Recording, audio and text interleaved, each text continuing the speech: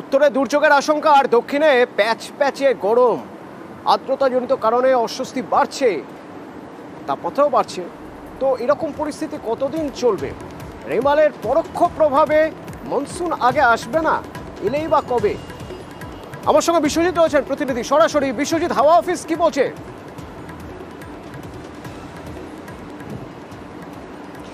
দেখো, দক্ষিণবঙ্গে যে অস্বস্তি বাড়বে এ কথা আগেই বলেছিল হাওয়া অফিস, এবং রেমালের যে ছেড়ে যাওয়া জলীয় বাষ্প প্রায় 80 থেকে 90% এই মুহূর্তেও রয়েছে। এই জলীয় বাষ্প এবং তার সঙ্গে যখনই রোদ উঠছে, এই যে প্রচুর বৃষ্টি হয়েছে, শুধু কলকাতাতেই দুদিনে 200 মিলিমিটারের বেশি বৃষ্টি হয়েছে। আর বৃষ্টির ফলে যে মাটির ভেতরে চলে গেছে, সেই যখনই রোদ উঠছে তখন সেই মাটি থেকে যে বাষ্প উঠছে, এতে আরও ভ্যাপসা গরম বাড়াচ্ছে। একদিকে জলীয় বাষ্প বেশি, আবার মাটি থেকে জলীয় বাষ্প উঠছে, এই দুয়ে মিলে কার্যত তাপমাত্রা বাড়ার সঙ্গে সঙ্গে রীতিমতো অস্বস্তিকর হাঁসফাঁস অবস্থা দাঁড়াচ্ছে দক্ষিণবঙ্গের বিভিন্ন জেলা। কলকাতাতে গতকাল এবং আজ সর্বনিম্ন এবং সর্বোচ্চ তাপমাত্রা যদি দেখি তাহলে 4 থেকে 5 ডিগ্রি তাপমাত্রা বেড়েছে, এবং আরও আগামী দুদিনে দক্ষিণবঙ্গের সামগ্রিকভাবে 3 থেকে 5 ডিগ্রি সেলসিয়াস তাপমাত্রা বাড়তে পারে।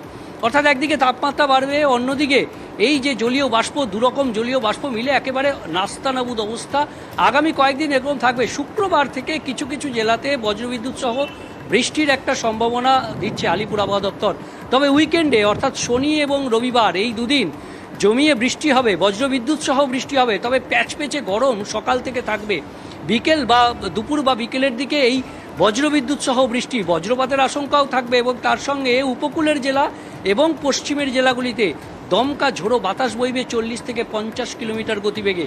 আর এই আবহাওয়া যে আসবে তার সঙ্গে একটা যে বর্ষা আসার ইঙ্গিত, সেটাও আবহাওয়া দপ্তর দিচ্ছে, কারণ আগামী 3 দিনে ভারতের যে মূল ভূখণ্ড কেরল, তাতে ঢুকে পড়বে মৌসুমি বায়ু। শুধু কেরল নয়, উত্তর পূর্ব ভারতের রাজ্যগুলিতে এই মুহূর্তে প্রবল বৃষ্টি হচ্ছে।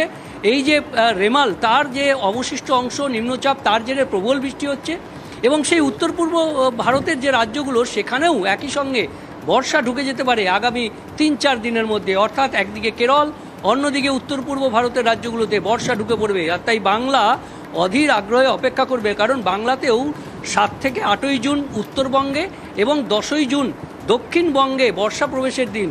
আর তার ফলে বাংলাও অধীর আগ্রহে অপেক্ষায়, কেরলের পর বাংলায় বর্ষা ঢুকবে।